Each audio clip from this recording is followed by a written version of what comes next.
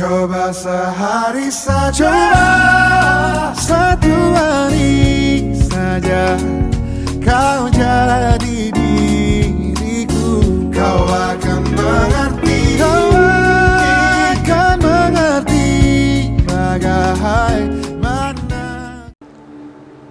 Rumput tetangga lebih hijau dibandingkan dengan rumput halaman sendiri. Kita mungkin sering berandai-andai kalau saja kita bisa memiliki kehidupan orang lain.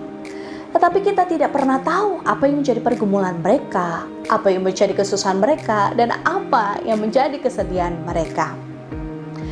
Manusia itu beragam latar belakang, bertumpuk pengalaman, berlapis akan pergumulan. Tidak mungkin kita bisa memahami pribadi seseorang secara seutuhnya. Sudut pandang kita itu terbatas dan terlalu banyak segi yang tidak kita kenali tentang orang lain. Seperti apa yang terjadi di dalam Lukas 11 ayat yang ke-27 hingga dengan 28. Firman-Nya berkata, ketika Yesus masih berbicara, berserulah seorang perempuan dari antara orang banyak dan berkata kepadanya, "Berbahagialah ibu yang telah mengandung engkau dan susu yang telah menyusui engkau."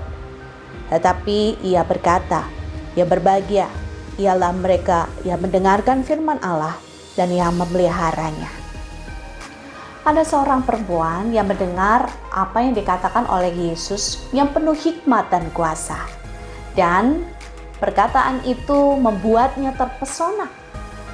Dan perempuan ini tiba-tiba menyeletuk karena terusik oleh lamunannya akan betapa bahagianya seorang perempuan yang bisa mengandung putra seperti Yesus. Padahal, pahamkah ia apa yang menjadi pergumulan Maria dikala Maria itu mengandung dan melahirkan bayi Yesus? Dan di manakah perempuan itu ketika Maria itu harus mengungsi ke Mesir karena Herodes itu hendak membunuh bayi Yesus? Tahukah perempuan itu bagaimana kesulitan Maria memahami tindakan dan juga pikiran putranya yang adalah juga anak Allah itu? Dan betapa sedihnya Maria ketika ia harus melihat putranya sendiri disalib dan mati di sana.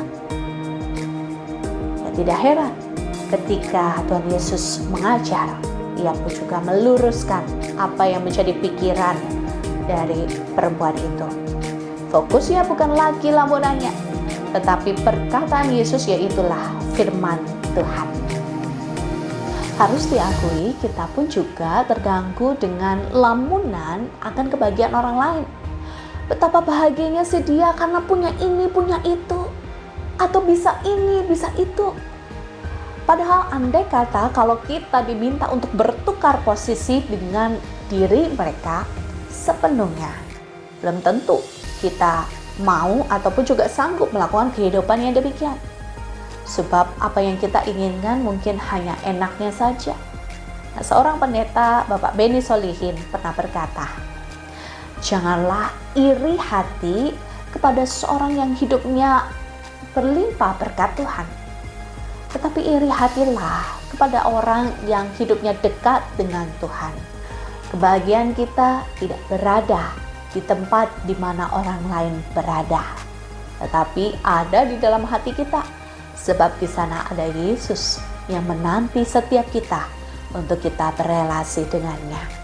Mari kita kembali kepadanya, berelasilah dengan Dia, supaya kehidupan kita semakin dekat dengannya. Amin.